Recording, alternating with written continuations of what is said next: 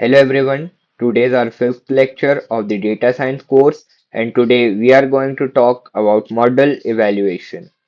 So how to perform model evaluation using R or Python. So firstly we can do it by train or test split. In this split, the data sets are in training and testing subsets to evaluate model generation. Secondly, by metric selection, in this we choose appropriate evaluation matrices like accuracy, precision, recall, F1 score, and ROC-AUC. Means we use this prediction, accuracy, precision for metric selection. Thirdly, we have cross-validation process.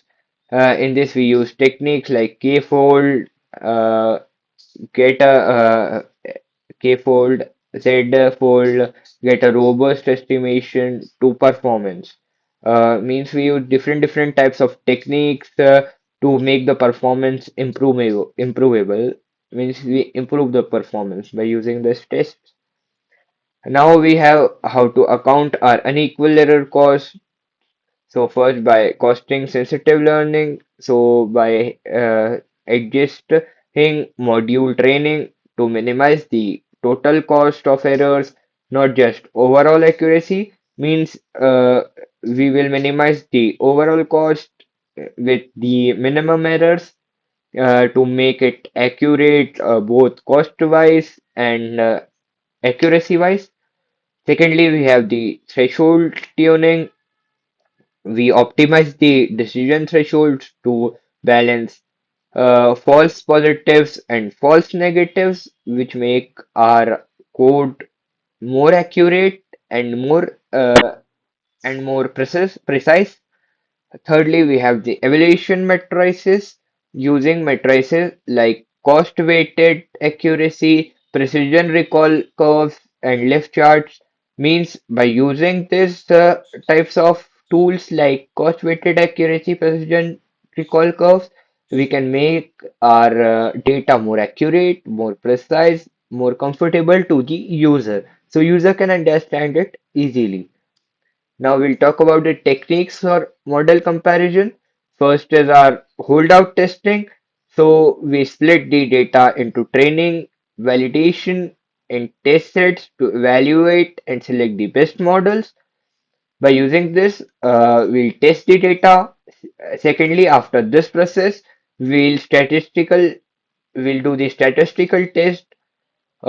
In this, we use techniques like paired t-test, Wilcoxon signed rank test, or McNemar's test. By doing this, one of these tests, we test the data statistically, so there is no statistical error in that. And thirdly, we'll ensemble the methods, combining multiple models to leverage their individual strengths and improve overall performance. Means we'll combine the different datas in one form so we can use it at a single place. Now we'll talk about the interpreting evaluation matrices. So it firstly it supports its accuracy, the overall proportion of correct predictions, but doesn't account for class imbalance. Means it provides us accuracy. Secondly, it provides us precision, the proposition of true positives among all positive predictions, useful for class-specific performance. Thirdly, we provide its recall, means the proportion of true positives among all actual positive instances, measures model ability to detect positives, and lastly, it provides us F1 score. So the harmonic mean of precisions and cohorts provides us the measure of model performance, which helps us to make the data accurate and precise. So this model helps to build a user-defined and a good evaluation matrices. Now we'll talk about the best practices and considerations. So firstly, it utilizes cross-validation. it gets a robust estimation of means it gets a robust estimation of model performance by using techniques like K-fold CV. Secondly, it has account for cost. It is means it the adjustable model training and evaluation to minimize the total cost of errors.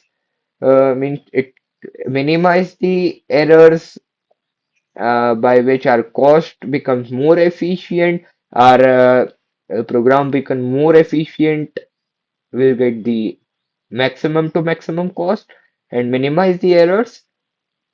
Thirdly, we can compare multiple models using statistical tests like z-test, chi-square test we have discussed earlier.